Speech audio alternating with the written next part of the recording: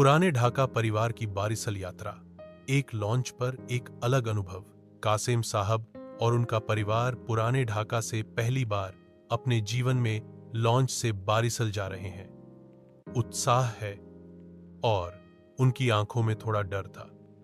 जब वे सदर घाट पहुंचते हैं और विशाल लॉन्च देखते हैं तो वे चकित रह जाते हैं। जब वे अंदर जाते हैं तो उनकी आंखें और भी बड़ी हो जाती हैं। लोग लॉन्च पर लेटे हुए हैं, खाली जगह पर फैले हुए हैं, बिस्तर और तकिए। कुछ गहरी नींद में हैं, कुछ अखबार पढ़ रहे हैं। कासिम साहब की पत्नी अकलिमा बेगम ने कहा, ओ मां, क्या उन्होंने एक घर बनाया है और लॉन्च पर जीवन यापन किया है? उनका छोटा बेटा रोनी, एक मेरी बेटी टोनी खिलखिलाकर हंस रही हैं। एक तरफ कुछ लोग ताश खेल रहे हैं। पूरा वातावरण उनकी जोरदार हंसी और ताश की आवाज से गुलजार है।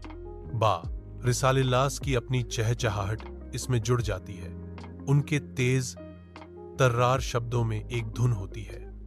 कासिम साहब ने चारों ओर देखा और युवकों का एक समूह देखा जो एक घेरे में बैठे थे, जोर से बातें कर रहे थे और हंस रहे थे।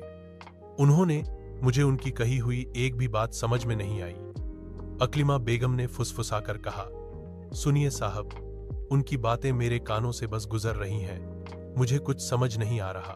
रोनी ने कहा, पिताजी, क्या वे बंगाली बोलते हैं? मैं या कोई और भाषा? हर कोई उनकी बातों पर हंसा। लॉन्च के अंदर जीवन के इस अलग तरीके को देखकर पुराने ढाका का यह परिवार आश्चर्यचकित और मनोरंजन से भरपूर था। यह कहने की आवश्यकता नहीं है यह कि बरिसल के रास्ते पर उनकी लॉन्च यात्रा एक अविस्मरणीय अनुभव होने वाली थी।